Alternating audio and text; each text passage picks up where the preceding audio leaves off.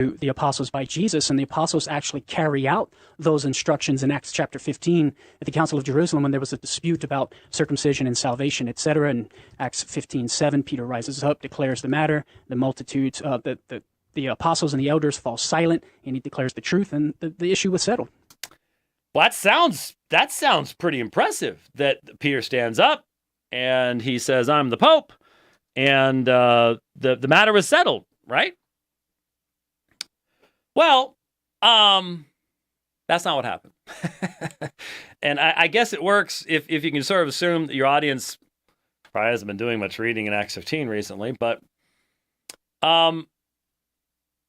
Acts 15:6, the apostles and the elders came together to look into this matter. Why didn't they just turn to Peter? If they had the modern Roman Catholic understanding, why didn't they just turn to Peter? Say, "Peter, you're the vicar of Christ. We don't need to get together to talk about this. You tell us what to do." They didn't. Instead, the apostles and the elders came together to look into this matter. After there had been much debate, Peter stood up and said to them. So Peter stands up. There's been much debate. And he goes on all the way through verse 11. "But we believe that we are saved through the grace of the Lord Jesus Christ in the same way as they also are." So what we should read now is this decided the matter, and there was no further discussion, and it was done. All the people kept silent, and they were listening to Barnabas and Paul as they were relating what signs and wonders God had done through them among the Gentiles. Well, wait a minute, but Peter just decided all this. Why are Barnabas and Paul now speaking? Why are they providing testimony as to what God had done through them among the Gentiles? After they had stopped speaking, James answered, saying, "Brethren, listen to me. Listen to me.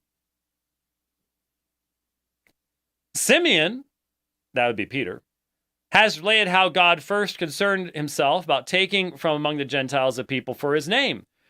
With this, the words the prophets agree." Well, why even bother pointing out that what he's saying is in accordance with the prophets? It had already been settled, right? Then he goes through just after this, just as it is written, etc., etc. We have a number of, you can see all the.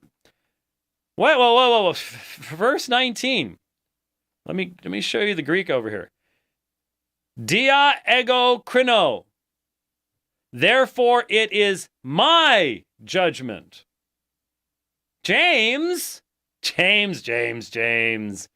Don't you realize the vicar of Christ is sitting there? And you stand up and you say, "Krino, I judge"?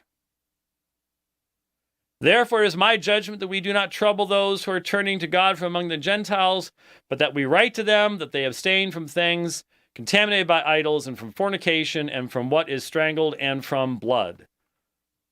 And it seemed good to the apostles and the elders. Oh, where did Peter go? Must be a textual variant. Then it seemed good to the apostles and the elders with the whole church to choose men from among them to send to Antioch with Paul and Barnabas, Judas called Barsabbas, and Silas leading among the brethren. They sent this letter by them. And let me see, the letter will undoubtedly be signed in the name of the vicar of Christ. Oh, no, Peter's not, nothing about papacy or the Pope. Huh.